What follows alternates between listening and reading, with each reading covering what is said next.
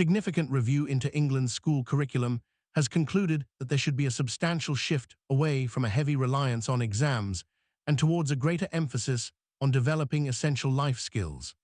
Chaired by Professor Becky Francis, the review proposes reducing the time students spend on high-stakes testing, advocating for more opportunities for extracurricular activities like sports and work experience, and enriching the overall school experience.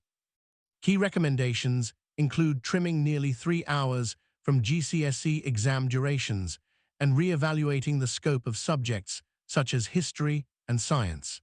The review also calls for a rollback of policies from the previous administration, including a re-examination of controversial primary school grammar tests.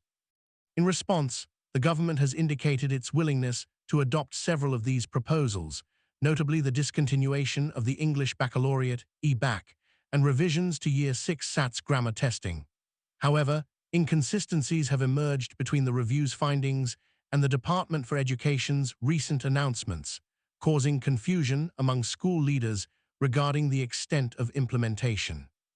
The review suggests diagnostic testing in English and maths for Year 8 students, which contrasts with a recent government plan for a mandatory Year 8 reading test.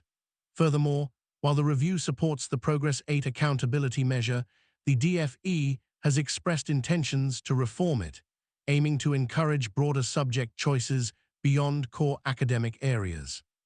Education Secretary Bridget Phillipson highlighted the necessity of equipping young people for contemporary challenges and future opportunities, announcing new enrichment benchmarks for schools, encompassing civic engagement, arts, nature, sport, and life skills, to be inspected by Ofsted.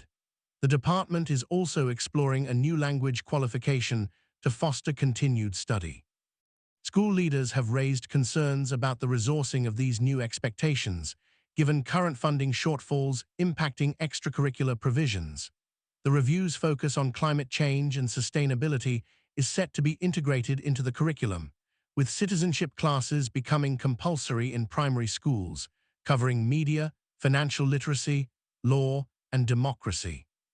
Opposition figures have criticized the proposed reforms, labeling them as detrimental to fundamental academic skills and potentially leading to a weaker understanding of national history and declining standards. The revised national curriculum is slated for publication in spring 2027, with new teaching set to begin in September 2028. If you like our content, don't forget to like and subscribe to our channel, News Today.